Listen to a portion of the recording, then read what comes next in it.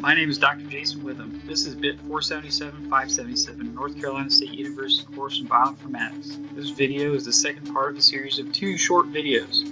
In the last video, I oriented you to a KBase narrative called Determining Media Formulation Requirements for Isolation of Microbiome Constituents. It's a publicly available narrative and can be found with search on the KBase dashboard.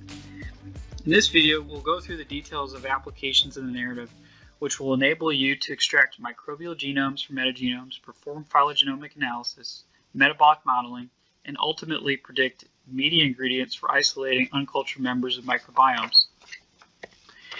This series is connected to the KBase Narrative case study, Can You Find Delphia? And together they make the silver and gold narrative set, which is meant to introduce you to the KBase platform for accessible, reproducible bioinformatics. Let's use the hyperlink to skip down to the Read Hygiene section to begin digging into the applications.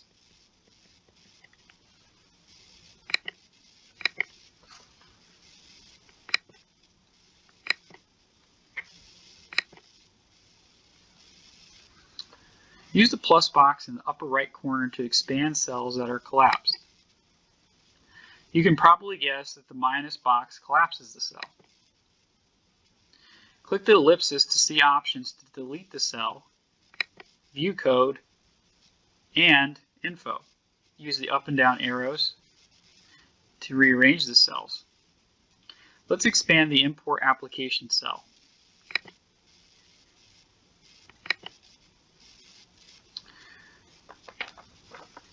Notice that there are 4 tabs: View Configure, Info, Job Status, and Result. Click View Configure. Notice that I have pre-populated all of the information here for you.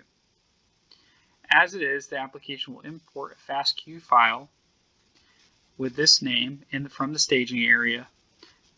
The sequencing technology used to generate the FASTQ file is Illumina, and we want to name the KBase object, output object, Silvergrass MB reads. Notice there's no file name for the verse FASTQ file. This is because the file we are loading is actually an interleaved file, meaning that it contains both forward and reverse reads in a sequential order. The box for interleaved is checked at the bottom. We do not check the single genome box because our file is a metagenome. Let's do another configuration.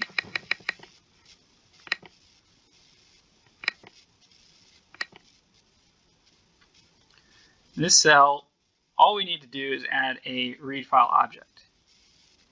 You will notice that you can't use the drop down and load a file until you click the reset button in the top left corner of the cell. I'll let you do that. For now, I'd like to take you over to the Result tab.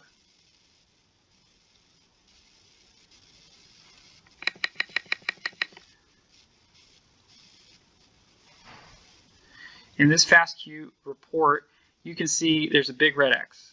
Let's click it and see what the problem is. Our read distribution is significantly different from the theoretical. This is actually not uncommon with Illumina reads. We know there is some GC bias. The consequence is that your sampling of the microbiome DNA is not as random as a scientist would ideally want, because some species are underrepresented while others are overrepresented.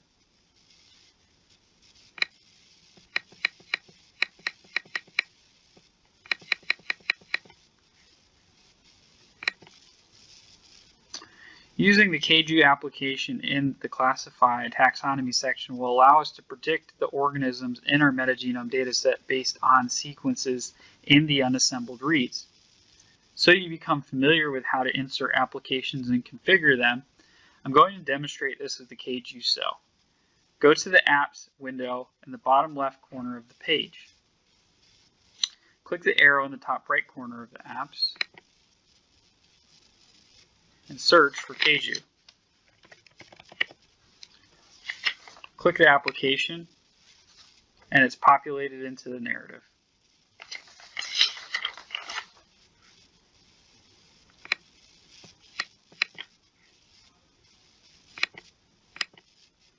This application only generates a report. There's no output file name field.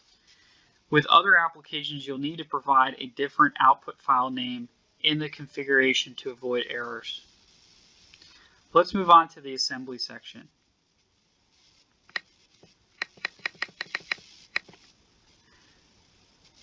This is the longest step in the narrative. The good news is that you can execute all three of your assembly applications at the same time. Do not be concerned if you notice that two of your assembly applications take much longer than one of them. MegaHit will finish much faster.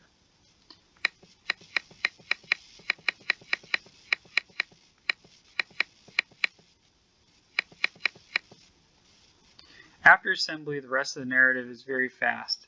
As with the assemblers, you can execute the binning application simultaneously. These take about 2.5 hours to complete, and then the other steps take minutes. In the max bin cell, click the Configuration tab. Notice that there's a blue link in the Parameters section. Click it. Developers of KBase applications sometimes hide key parameters in these sections to make the applications more user-friendly. This is where you can change your minimum contig length, a parameter that significantly changes the quality of your bins. Let's go to the Results tab in the CheckM section to see how bin quality is evaluated.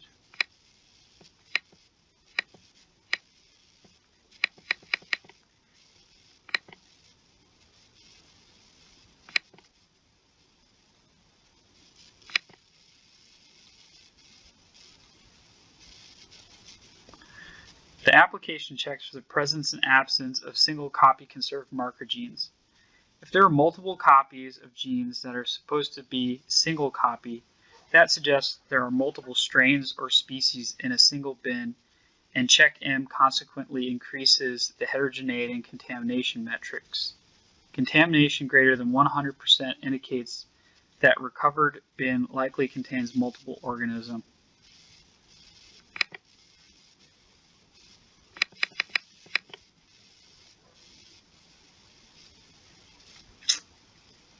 Contamination of 400%, for example, indicates that on average each single copy marker gene was observed 4 times.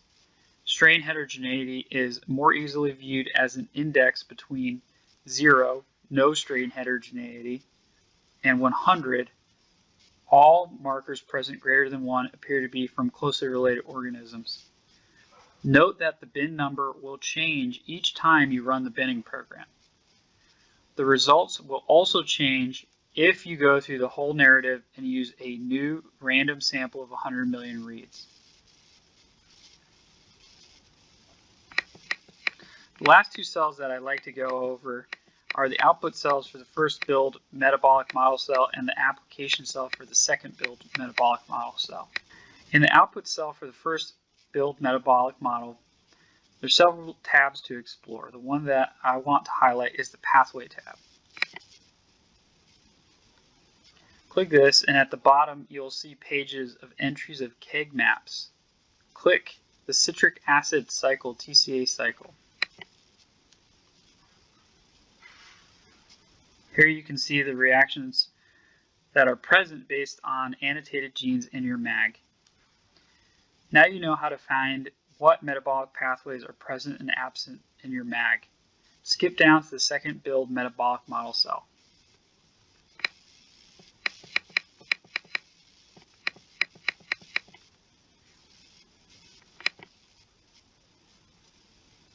In the Configuration tab, you'll notice that the gap filling box is checked. This means that genes typically important for growth but not detected in the assembled bin contigs for your MAG will be added to the model.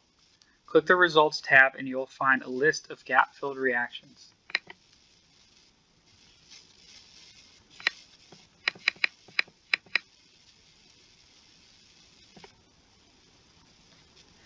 To conclude, I have shown you how to configure cells, read and interpret results in the application cells.